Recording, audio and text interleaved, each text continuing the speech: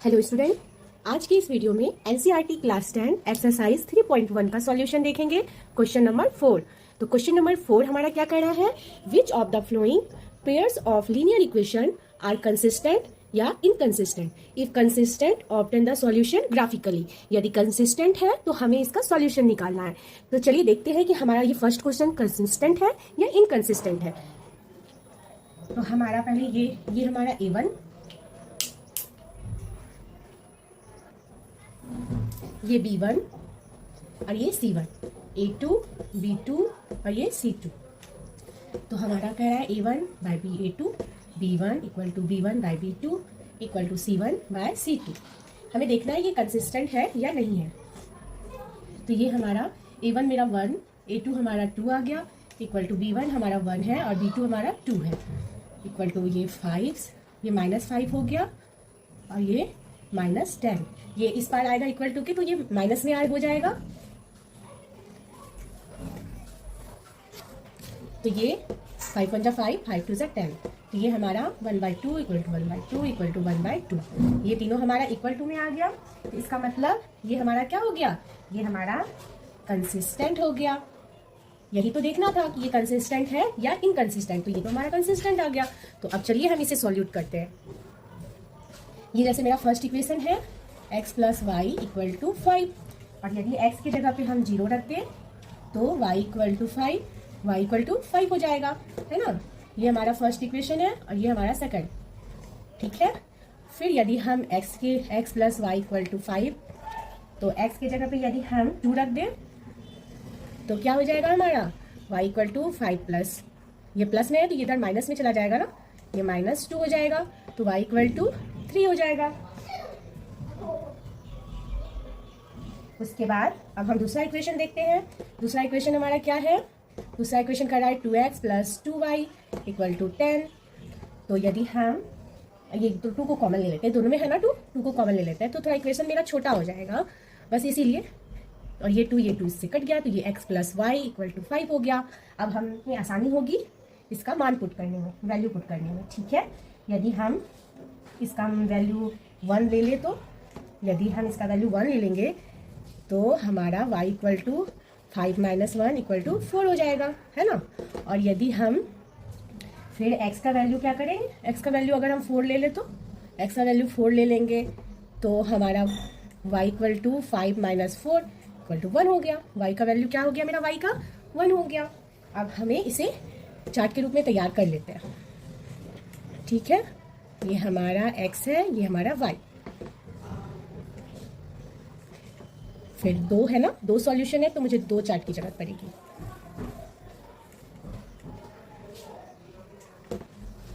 तो x का value क्या है, यहाँ पे यदि हम x का वैल्यू हम 0 लिए थे तो y हमारा 5 हो गया था। और जब हम x का वैल्यू क्या किए थे, 2 लिए थे तो हमारा y कितना है, 3 आ गया। फिर जब हम x का वैल्यू यहाँ पे 1 लिए थे तो y हमारा 4 हो गया। और जब x का वैल्यू हम 4 लिए थे तो y हमारा क्या हो गया, 1 हो गया। इस तरह मेरा ये दोनों सॉल्यूशन का चार्ट रेडी हो गया है और ये ग्राफ मैंने तैयार कर लिया है। अब चलिए इस पे मैंने ग्राफ बनाती हूँ। तो हमारा x एक्सिस 0 है और y हमारा क्या है, y 5। तो ये हमारा पॉइंट बनेगा, ठीक है। सेकंड है x का वैल्यू 2 है और y का वैल्यू 3, तो एक पॉइंट हमारा ये बनेगा। तो चलिए इसे पहले मिला लेती हूँ।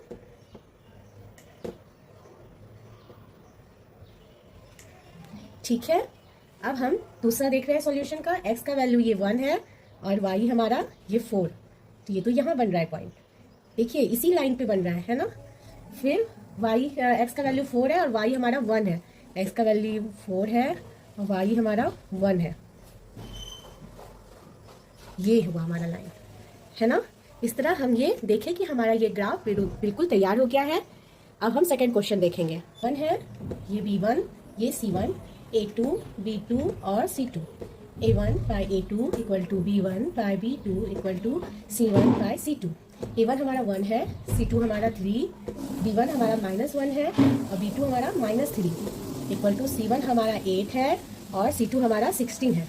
ये माइनस में है क्योंकि इक्वल टू किस पर आएगा तो ये माइनस हो जाएगा। तो ये माइनस कट गया, 8 1 जा 8, 8 2 जा 16। तो ये हम देख रहे हैं ये दोनों तो इक्वल आ गया। लेकिन ये हमारा इक्वल नहीं आया है। तो ये किसके केस में होता है? ये पैरेलल के केस में होता है। जब ये पैरेलल है तो ये हमारा क्या हो गया? इनकंसिस्टेंट।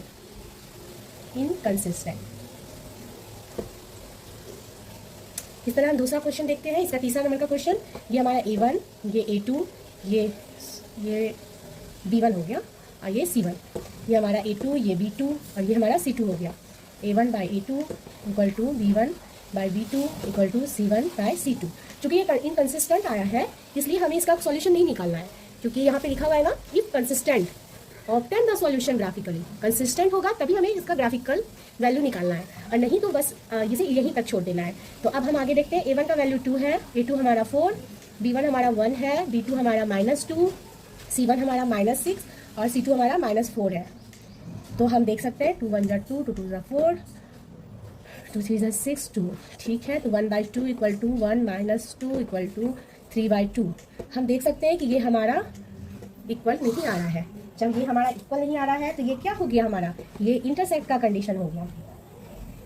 इंटरसेक्ट, ये हमारा इंटरसेक्ट का कंडीशन हो गया। और जब इंटरसेक्ट होता है तो क्या होता है? जब इंटरसेक्ट होता है तो हमारा कंसिस्टेंट का केस बनता है, और जब कंसिस्टेंट का केस बनेगा तो फिर अब हमें ग्राफिकल सॉल्यूशन इसका निकालना होगा।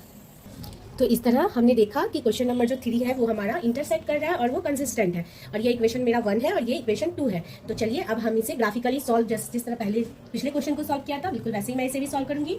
तो मेरा फर्स्ट क्वेश्चन कर रहा है 2x + y - 6 = 0।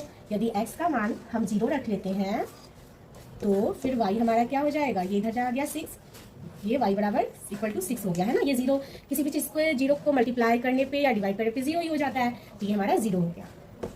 तो फिर यदि हम x का वैल्यू अगर 2 रख ले, तो अगर x का वैल्यू हम 2 रख लेंगे तो फिर हमारा सॉल्यूशन क्या हो जाएगा? ये हमारा 4 + y = 6, y = 6 - 4 = 2। तो हमारा इसका एक सॉल्यूशन का ये मेरा ग्राफ रेडी हो गया। x रखे, y रखे। x का वैल्यू जब हम 0 लिए तो y हमारा 6 हो गया, और जब हम x का वैल्यू 2 लिए तो y हमारा 2 हो गया, है ना। अब हम इस तरह दूसरे क्वेश्चन को, इसका दूसरा सॉल्यूशन सॉल्व करते हैं। 4x - 2y - 4 = 0। तो यदि हम x का वैल्यू 0 रख दे तो = 4 मेरा इधर चला गया, ये तो पूरा 0 हो गया। तो ये -2y = 4, y = 4, ये -2 इधर आ गया, तो ये हमारा क्या हो गया? y = -2। फिर जब हम x का वैल्यू अगर हम 2 रख लें तो फिर हमारा क्या हो जाएगा? 2y, इधर चला गया ना, तो ये माइनस से ये प्लस में आ गया, और 4 2 = 8 -2y = 4। तो हम -2y = ये आ गया -8 + 4, -2y = -4, है ना। ये -4 हो जाएगा, ये माइनस माइनस कट गया, अब y = 4/2 = 2, 2 2 = 4, है ना। तो ये हमारा सॉल्यूशन आ गया। अब हम इसका ग्राफ सॉल्व करेंगे। इस तरह हम सारा सॉल्यूशन कर चुके हैं। पहले क्वेश्चन में जब हम x का वैल्यू 0 रखे थे तो y हमारा 6 था, तो x हमारा 0 है और y हमारा 6 है, y हमारा यहाँ 6 है। ठीक है, फिर x का वैल्यू जब हम 2 रखे थे तो y हमारा भी 2 हो गया, तो ये पॉइंट हमारा बन गया। ये यहाँ से एक लाइन हम खींच देते हैं। फिर हमारा यहाँ x 0 है और y हमारा -2 है, तो -2 यहाँ हमारा पॉइंट बनेगा। फिर x हमारा 2 है और y हमारा भी 2 है, तो यही पॉइंट बनेगा। तो यहाँ से फिर इसे हमें कट करेंगे, मिला देंगे इस लाइन को, तो हम ये देखिए कि ये जो हमारा पॉइंट है यही हमारा सॉल्यूशन हो गया। अब हम क्वेश्चन नंबर 4 देखते हैं। ये हमारा क्वेश्चन है, इसमें हम मेरा ये A1, ये B1, ये C1, ये A2, ये B2 और ये हमारा C2 हो गया। तो A1/A2 = B1/B2 = C1/C2। A1 हमारा 2 है और A2 हमारा 4, B1 हमारा -2 है और B2 हमारा -4, C1 हमारा -2 है और C2 हमारा -5। ये माइनस से माइनस कट गया, 2 1 = 2, 2 2 = 4, 2 1 = 2, 2 2 = 4। तो हम इस तरह देखिए कि ये दोनों तो इक्वल आ रहा है लेकिन ये नॉट इक्वल आ रहा है। तो ये हमारा किस कंडीशन में बनता है? ये हमारा पैरेलल की कंडीशन में बनता है, पैरेलल। जब हमारा ये पैरेलल होगा तो ये हमारा क्या होगा, ये इनकंसिस्टेंट हो जाएगा, ये हमारा इनकंसिस्टेंट हो गया। और जब ये इनकंसिस्टेंट हो गया तो फिर तो अब हमें ग्राफ बनाना ही नहीं है। इस तरह हमारा जो क्वेश्चन नंबर 4 था एक्सरसाइज 3.1 का, उसका हमने जितना भी 4 क्वेश्चन है वो हमने सॉल्व कर लिया इस वीडियो में। तो अगर आपको अच्छा लगा तो प्लीज़ मेरे चैनल को लाइक एंड सब्सक्राइब करना नहीं भूलिएगा। Thank you.